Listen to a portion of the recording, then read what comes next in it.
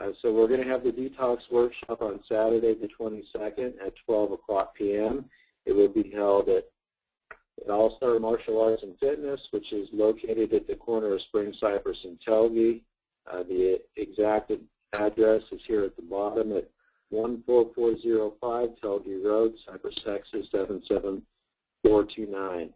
If anybody has any questions, you can go to this website, www.21daydetox.pgfit.com, and once you actually register for the detox, make sure you go to the Facebook page and you like the PGFit 21-Day Spring Detox, which I'll give you the link at the very end. So the resources that we use to compile the 21-Day Detox, there's basically 5 books that we looked at. The first one is It Starts with Food. The second one is the Ultra Simple Diet. The third one is the Ultra Metabolism. The fourth one is Cracking the Metabolic Code.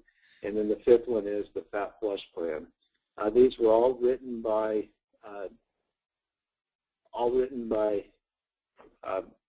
PhDs from doctors that actually have PhDs in nutrition. Just so you're aware, I am a certified nutritionist and a nutrition consultant, but I'm not a registered dietitian. So I can make recommendation, but this 21-day detox is actually based on several different resources written by professionals in the field of nutrition. So like I was saying, there's no such thing as perfection, and I really like this quote, or both of these quotes, but if you look for perfection, you'll never be content. There's no such thing as a perfect meal. There's no such thing as a perfect food. We're going to give you a program to follow for the next 21 days. It would be great if you could follow that program exactly, but we're not expecting everybody to follow it exactly the way it's lined out, because and that's where this second quote comes into play. But we were born to be real, not to be perfect. We've just got to be real with ourselves, and life is going to sometimes get in the way, and occasionally you may have to have an off-plan meal or have some meals that wouldn't be necessarily ideal. So just to kind of reiterate this again, but what is the detox? Well, the detox, the goal is not necessarily weight loss, but it's to improve your health and identify any underlying causes of why you might be gaining weight or overweight or overweight. But it's to help remove toxins and impurities from your body and help with inflammation. And weight loss is really simply a side effect. The average person can expect to lose between 5 and 7 pounds, but upwards of 10 pounds while on the detox. But there's many things that are considered toxins and impurities.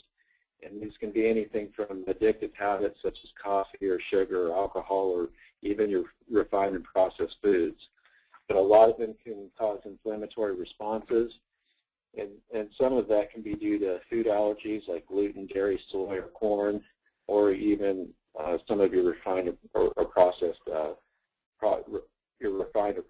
foods. So what is toxicity? Well, toxicity is anything that is really considered toxic to your body. Like I mentioned before, since the 1950s, we've introduced over 75,000 chemicals to our environment, everything in the form of herbicides, pesticides, larvicides, and of course, there's external toxins and then there's internal toxins, and these have contributed to why our society is overweight, and eventually why a majority of our society will be obese. But toxins and impurities can cause inflammation.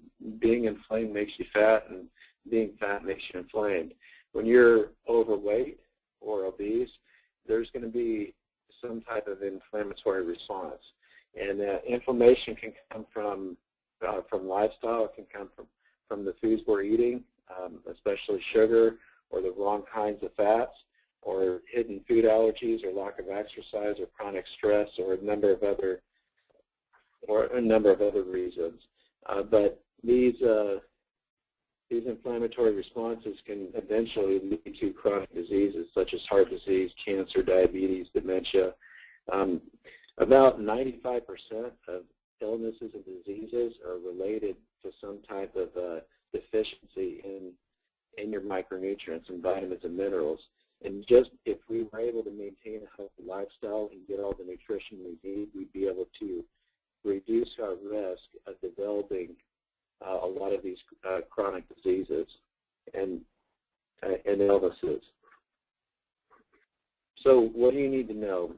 So getting started, you need to make sure that you clean out your pantry and your refrigerator. You want to make sure that you're setting yourself up for success. And so you want to, if you don't prepare to plan, then you're planning to fail. So you want to plan at least 1 week of meals in advance.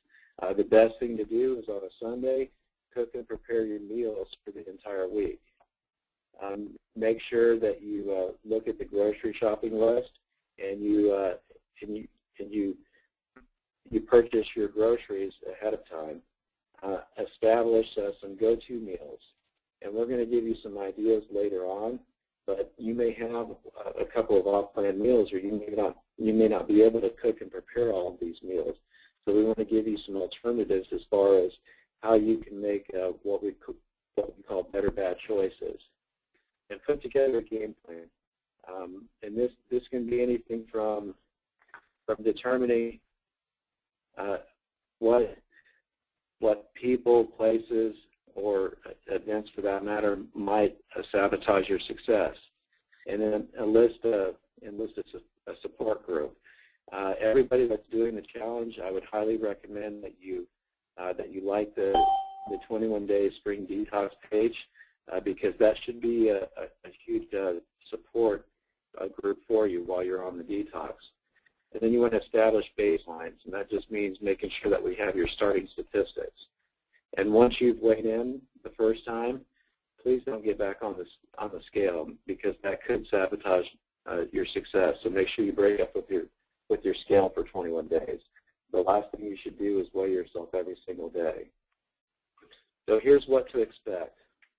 We've had a couple of clients that have already started the detox early. Like I mentioned, I started the detox and I made it about 5 days. I just wanted to prove that it would work for those 5 days. But I know some of the people that have already started the detox are going through some of the same are experiencing some of the same symptoms I had. But at first, well, the first 7 days is going to have a lot to do with your current diet and lifestyle. And you may feel worse before you do feel better. But some common symptoms are going to be headaches, and then even flu-like symptoms or fatigue or even constipation. The most common symptom is going to be headaches, and a lot of that is due to caffeine or sugar withdrawals. There's something that I posted on the Facebook page, but just a little side note, but caffeine is actually considered a vasoconstrictor, which means that it actually constricts your blood vessels. And so if you've been consuming caffeine for a long time, you've actually been continuously restricting blood flow and oxygen to your brain cells. And as a result, whenever you stop drinking caffeine, it expands your blood flow, your blood vessels, and increases the blood flow, and that's why you get a headache. And it's really kind of interesting, because here we are restricting our blood flow and oxygen to our brain, and that's obviously extremely counterproductive. But days 8 through 14, this is when you actually start to have a little bit more energy, and you can start sleeping better at night. And then by day 15 through 21, you should start having more energy, and then the middle focus and clarity. And then you should definitely notice that you're sleeping better, that you're able to get into that deep REM sleep, and then a lot of your symptoms should subside. So we did talk about this a little bit last week. I'm not going to go into it in detail, but some of the things you want to avoid while you're on the detox are going to be grains, sugar, all your processed and refined sugars, alcohol, caffeine, legumes, dairy, food additives, and then protein powders for the most part. And then things that you want to make sure to eat are going to be vegetables. You should be consuming about 6 to 8 servings of vegetables each day, about 2 to 3 servings of fruit, and then fat. Fat is your friend. We've had this question raised a couple of times, but the fat intake on this particular program is going to be a little bit higher.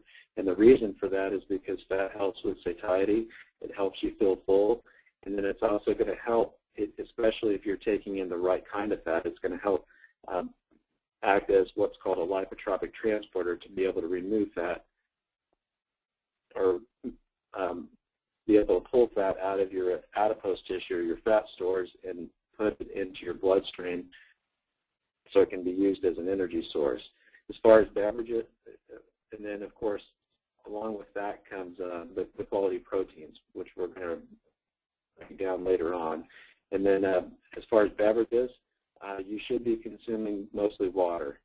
You can't have herbal teas or green tea if you need it. And then there's going to be a number of different seasonings that you can use just to make sure you're adding a flavor to your food.